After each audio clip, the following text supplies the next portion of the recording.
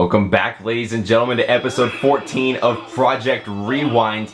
Meeting up back again. We are in the round 3 of the tournament now, which means we are meeting up with all the top 8 people who made it into the later portions of this bracket. And in this match right here, we meet up again with Jaden, Herndon, Steve, and My Kirby. Now, this should be part 4 of episode 14, which means it will be the last part, and then Project Rewind as a series will come to an end because, of course, I am finally correcting my mistakes, and now that season 2 is actually happening, I'm not saving the live streams for all the tournaments that are happening there, so that people still have the opportunity to go back and watch them. That's exactly what I didn't do with Season 1, except for the Season 1 finale. So that's what Project Rewind was there to correct. But considering the Season 1 finale for the Season 1 finale just up and disappeared off of my Instagram account for no reason whatsoever, I can't explain that. I decided to make a Project Rewind coverage of this tournament because it is a very special tournament. We didn't know if there was going to be anything after Season 1, so of course I wanted to keep that there as like a little memento. So I couldn't just have it be gone. That was criminal. So I decided this would be a nice send-off for Project Rewind. Bring it back one last time and then call it quits. Call it another project in the book, because this is one of the most tedious projects I've done, trying to get every match to go the way it's intended to go. So of course I wanna have a break, of course. And I will finally get this break once this recording session is over for all of these matches that are remaining in the bracket right here. So let's see how it's going so far. We got the TNT and the diamond materials coming from Steve now. He's at a big, I'd say he's at a big advantage, like matchup advantage wise now, because those are really good things to have, especially up against a light character like Kirby. Well, keeping him away from the final smash. Kirby is chasing him. He's not giving him a chance to breathe. Holy shit. My Kirby is out here with a 3-stock advantage right now. Steve is going to have to take all the time he can get to mine the best weapons and also keep a distance between him and Kirby, because it seems to just be playing on the offensive right now. Of course, it is best to balance those different play styles, but seems like Kirby simply taking the offensive here seems to be putting Steve in a pretty tight spot that he doesn't entirely know the solution to get out of. So hanging in there still at 2 stocks, and Steve already at 81% on his last one. He's going to have to connect every single attack that he sees the opening for. Trying to go for the down air spike right there. Getting the materials. Kirby parried it and tried to go for a spot dodge, I assume a smash attack right afterward, but it just wasn't ready to line up. But that down smash coming through, that's going to send him pretty close to the blast zone. Using the minecart, the elytra, and everything else to recover. Kirby is just taking complete control of the stage right now, and the up smash is going to secure the game. And My Kirby will be moving on into semi-finals, ladies and gentlemen. Again, I felt so bad for My Kirby making it this far and eliminating all the other people, because I never want to win a tournament. I want all the people that I'm hosting to win a tournament. I just did not think Kirby had the potential. I didn't. I did not expect it at all. But let's move on into the next match, ladies and gentlemen, and see who else has a good shot at making it into semi-finals. In this next match, ladies and gentlemen, we meet up again with Austin Dolphins Ganondorf and Taylor White's King K. Rool. We got some big heavies in this match right here, making it all the way into round 3, but only one of them can move on to semi-finals. And it looks like K. Rool really wants it right now. But Ganondorf is, of course, going to respond back with that same amount of energy. Honestly, having that, just being able to already bring K. Rool to like the same percent that he is at with just like what, 3 or 4 attacks. That up smash coming in, really going for that final smash. K. Rool is in a tight situation here. He's probably gonna have to air dodge or something. Looks like he was too far away and was already jumping down in order to evade the final smash. That's not going to be quite a good usage for Ganondorf. K. Rool is probably going to take advantage of that whiff right there. He had the right idea going for him, but just wasn't able to get a good execution on it. Sending all the projectiles out that he got. I'm surprised that any of these guys are still living right now with the beefy attacks that they have at their disposal. Trying to keep Ganondorf at bay with the crown and the blunderbuss. I don't know what I was trying to say there. This is like one of the darkest stages in the game. I don't know if you guys can actually see. I'm looking at the camera. I can see most of the structure in the background. I think the darkest stage in the game is actually the Castlevania stage, and I don't remember the Castlevania stage ever appearing in the tournament. So don't worry, you guys will not be blinded during most of these matches. Trying to use the forward smash right there. Ganondorf is in a tight situation here. Ganondorf, or K. Rool, trying to go off stage, trying to do an optimal punish there. Man, but he just keeps wailing on Ganondorf here, not giving him a chance to breathe. I don't even think he can recover. Yeah, that's like one of the biggest flaws to Ganondorf, man. Like, he is a powerhouse at heart, but like once you put him off stage, he's in. Okay, well, if he doesn't win this match, at least he goes out trying the Warlock Punch, sending a message. Another final smash on deck, too.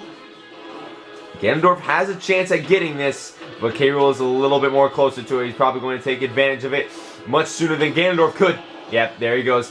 He's in a prime spot for connecting it right here, and there it goes. Taylor White's Ganondorf. Or excuse me, Taylor White's King K. Rool connecting the final smash, and that is going to be curtains for Austin Dawkins Ganondorf. Definitely played well throughout this entire tournament, but again, man, royalty is prevailing. We got the Demon King, we got the Kremling King, we got the King of the Koopas in top 8. We got so many heavy hitters and so many a lot of villains in this story as well. Oh, and we have King Dedede, dude. We have royalty represented in this last part right here. But let's see who else we got going for on the right side of the bracket now. That's all the characters we have to see on the left side. So let's see what other intense matches we have in store and see who else can make it into semifinals and give us some of the most intense matches that this tournament has to offer.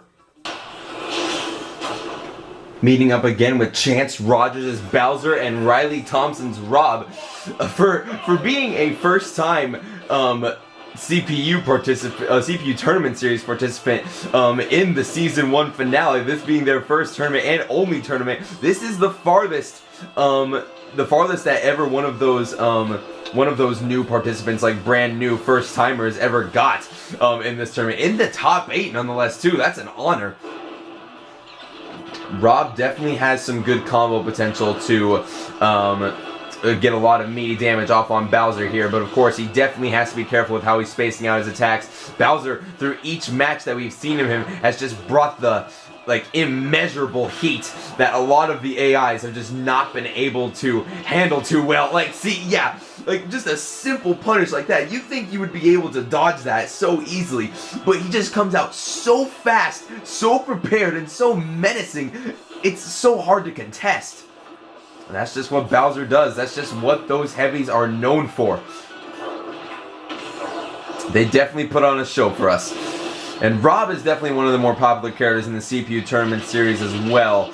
Has been pretty consistent with how far he's gotten in the tournaments. Has yet to actually win one, but I believe he definitely has the potential. And when I say he has yet to win one, of course I mean that applies to Season 2 as well. He's come very close though. I believe he could when given the right matchups. It's just that sometimes he just can't really handle. I don't know what archetype he would struggle against the most.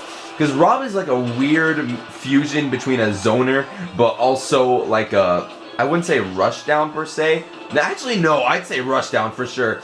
Some of his best combos are basically taking the main principles and gimmicks from rushdown characters. No way that kills! Oh my god!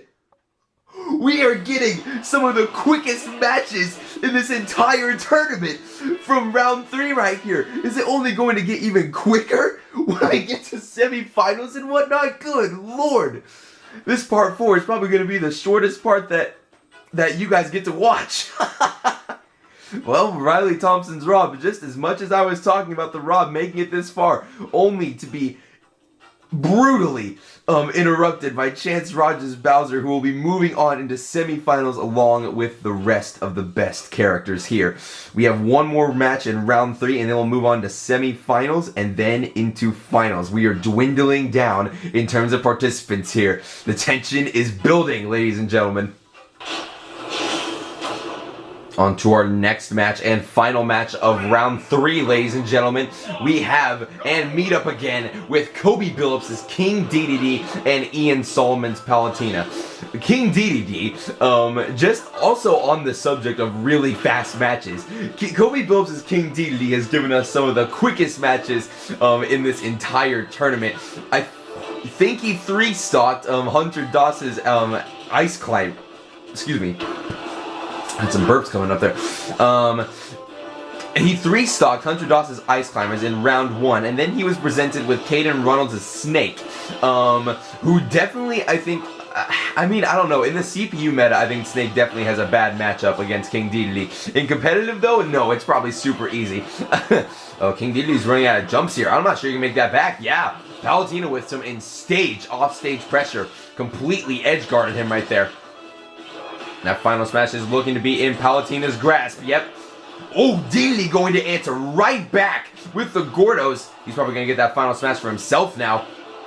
Almost going to eliminate Palutena with a simple forward air. Is he going to sit? Never mind. He's not saving that final smash for any future stocks. He's going to eliminate her right here, right now. No opportunities for attack. You're gone. But yeah, onto the subject of how quick Dedede's just been able to close out those matches. Well, it doesn't look like it anymore. I was about to say maybe he'll do the same for Palutena here, but no. Palutena is really taking advantage of the openings that he's presenting himself with. Man, he just cannot find a chance to breathe. Tried to really cheese her right there with a down air, trying to go for a Hail Mary meteor attack to somewhat even up the game.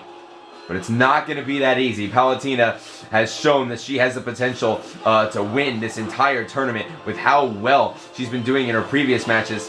She came from a pretty close one back in round 2, but again, she showed her worth right then and there. King Dedede at a 151. You don't want to keep him that high. He's probably going to obtain max rage here soon. Using more Gordos to kind of take control of the stage, but that exploding flame is definitely going to KO at that percent. Way too high and way too big of a target to even dodge it at the location that it was at. Up tilt coming through. And the up smash. Okay, evening it up real quick.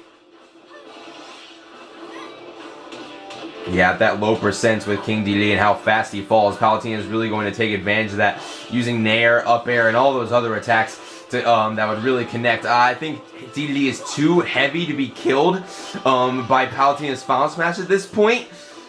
But I don't know if that's going to matter that much, because it looks like King Dedede is going to obtain it for himself. Oh, bad usage, though. I saw what he was trying to go for, but really, really poor judgment on his part. Palutena at a really high percent. But that's not to say Palutena can even up the game here with a simple Nair chain or anything like that. Ooh, big counter coming. That's going to even up the game real quick here. Oh, they're both at the very bottom. Really close there from both characters. That exploding flame. Trying to end it with the up smash right there. And the counter trying to see if Dedede will get hasty with his attacks there. He just kind of threw all of them out there. Palutena standing her ground insanely, but the Gordo being sent from across the entire stage. She's not going to have enough time to react to that. And Kobe Billups' King Dedede moving on into semifinals. Wow, that was a really close game. That's probably the toughest challenge that Kobe Billups' King Dedede has ever been presented with. Well, looks like we're moving on to the semi-finals, ladies and gentlemen. We only have 3 matches left, and then Project Rewind will come to an end. Ian was, of course, one of those day 1 members of the CPU tournament series, so bravo to him for making it as far as he did. But it's time for us to move on to the last few matches in which we get to see the best of the best, ladies and gentlemen, and we will get to see how Season 1 of the CPU tournament series ended. Let's see what semi-finals and the rest of the matches moving forward have in store for us. Going to be so intense. Arriving in semifinals, ladies and gentlemen, we meet up again with my Kirby and Taylor White's King K. Rool. Both of these characters have shown excellent usage of every single thing in their toolkit. Now it's only a matter of who is going to be able to take advantage of the disadvantages in the matchup right here. I'd say, yeah, as a Kirby main, I'm personally terrified of K. Rool because he's so strong. It's just like this projectile. Oh, Kirby has to approach as well. That's the only way he can get the best damage out, and you know, connect all those combos and get those heavy hits. And he has to approach. And approaching a character like K. Rool is one of the biggest risks in the entire game because, well, not only can K. Rool just like not interact with you at all. Oh, Kirby's not gonna make it back, I don't think. Yeah, especially with that nair right there. Yeah, he's done for. See, yeah, Kirby can be gimped off the stage. He can definitely be taken advantage of. And in terms of recovery, yeah, I'd say K. Rool has the better option here. While yes, Kirby certainly has more jumps, he definitely leaves himself a little more wide open than K. Rool. If I had a dime for every time that I've been able to counteract K. Rool when he's trying to recover, I'd be broke. I would be on the streets. I just can't. It's impossible, man. Kirby already at a pretty unhealthy 71 here, but he was able to dodge the final smash, so he's safe for now. Being that K. Rool is a heavy hitter, and that's the reason why I'm scared of him. Just most of his attacks could kill the little boy in such an instant. And that's why I'm so terrified of fighting against K. Rools. I just never know if it's going to be a clean sweep from him or not. But I will admit, that's not to say K. Rool doesn't have his disadvantages in a matchup like this, because, like, yeah, right there, he is very good combo food for Kirby, being the big target that he is. You can just kind of take advantage of that side, really rack up that damage, and look for those kill options when he's at really low. But of course, you gotta get those kill options only when you're nearby.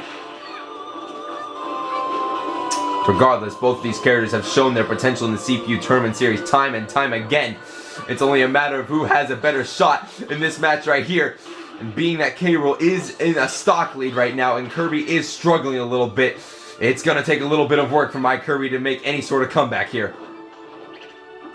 Trying to go for the up smash read right there, but it wasn't enough. Tried to end it with a down air right there too. Listen, bud, I know I'm behind the screen right now, and I'm not taking control of this CPU. You aren't gonna sauce on my Kirby that easily. Okay, maybe he is.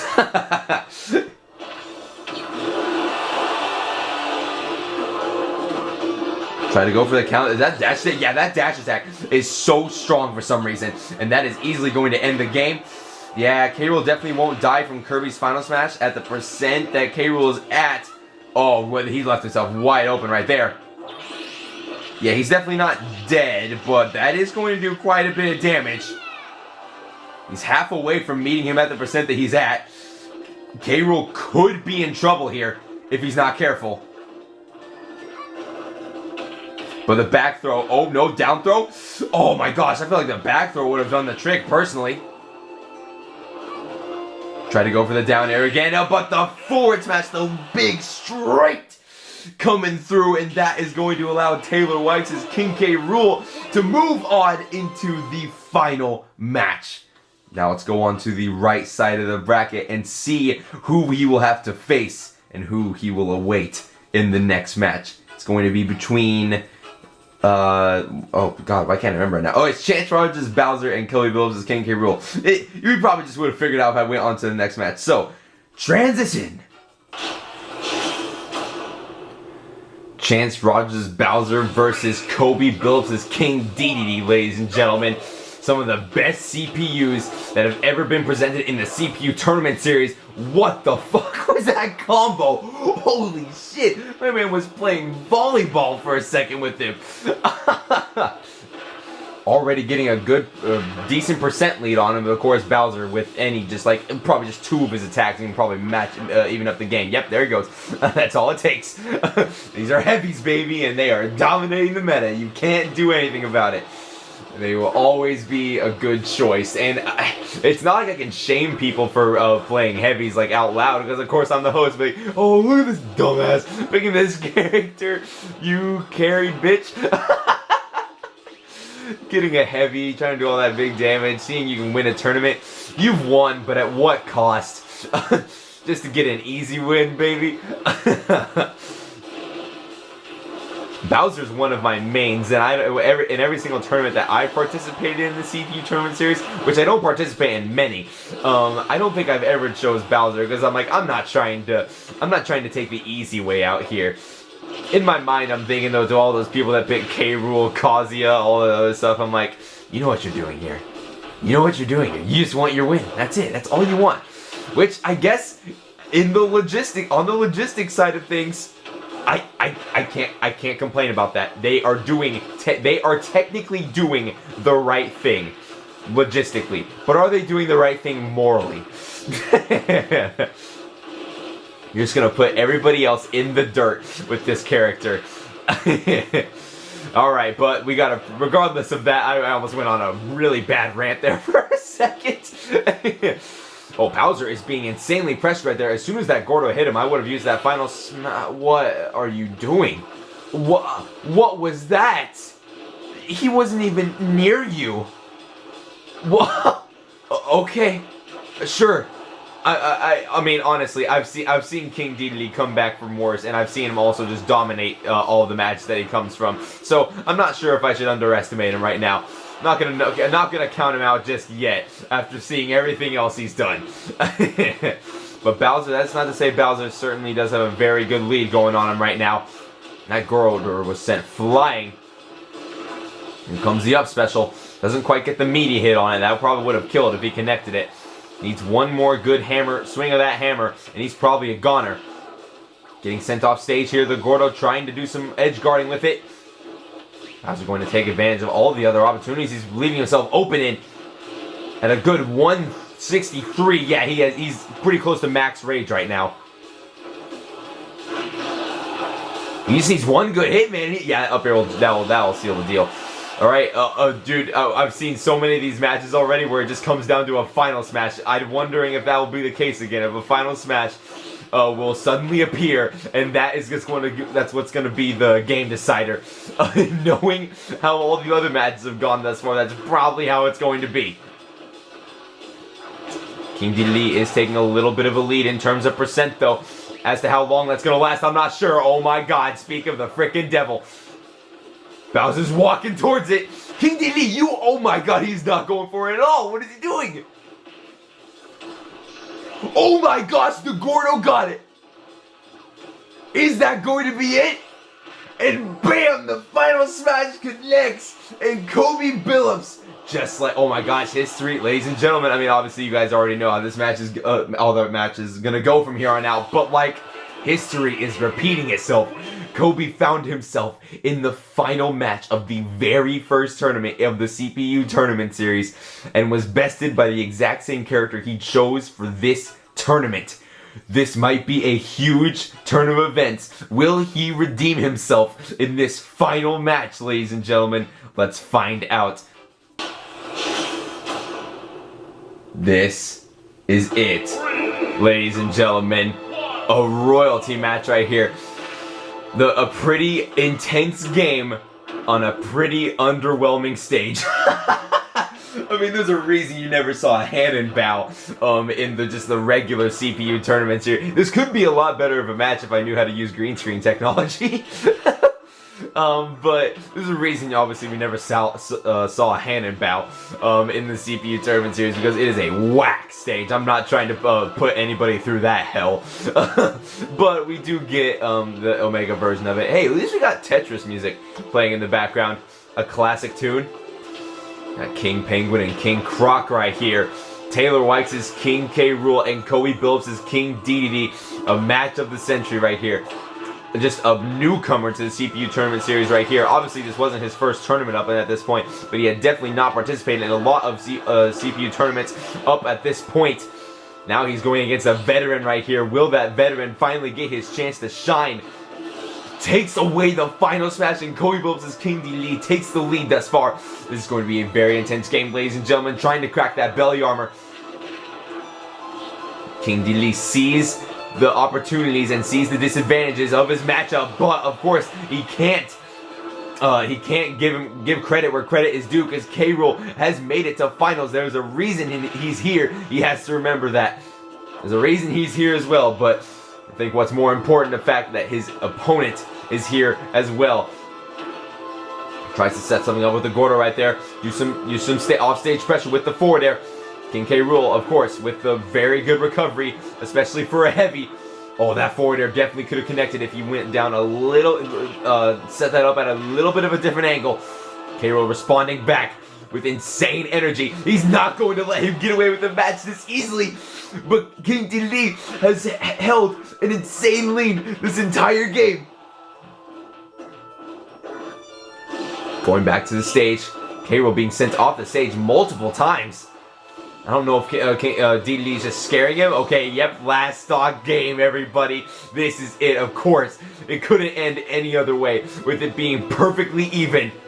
I think this is almost exactly how the original one went, too. It was just down to their last stock, and like, it was completely tied up. But it all comes down to one thing. He spit the cannonball back at him! Tries to bury him with the down tilt. Dedede establishes some distance right now. Lands the down B, not a fully charged version, but he almost got the forward smash right there. Comes back to the stage. Both of them doing some insane neutral right now. That back air probably would have sealed the deal, but something else might seal the deal here in this game, ladies and gentlemen. A final smash. K. Rool obtains it. Is King Dedede going to let him use it though? Oh my god! Oh my god! The Gordo saved his ass! It's just all it takes is one good hit and he's a gunner! Oh my god!